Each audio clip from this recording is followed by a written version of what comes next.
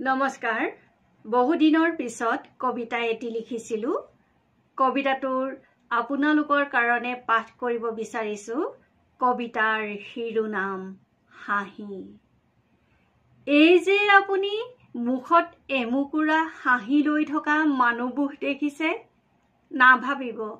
তেওঁ পৰম সুখত হাঁহিছে বুলি আপুনি নিশ্চয় নিজেও জানে কেতিয়া কি কাৰণত আপুনি হাঁহে আসলতে মানুহে হাঁহিৰে ঢাকি ৰাখিব বিচাৰে আন এখন মুখ ডিঙিৰ গুৰিলৈকে আগুৱাই থকা দুখটোক ঢাকিবলৈকে মানুহে হাঁহে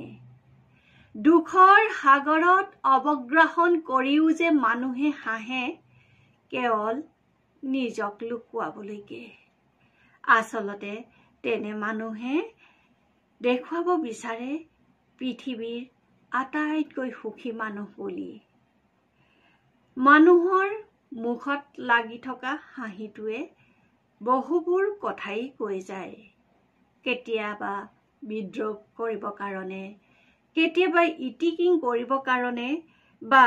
কেতিয়াবা সৌজন্যতাৰ খাতিৰত মুখত মানুহে এটা হাঁহি বিৰিঙায় আজিকালি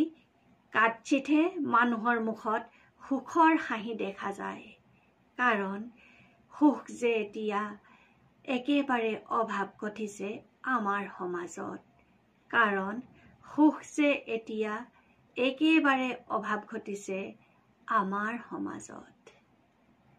ধন্যবাদ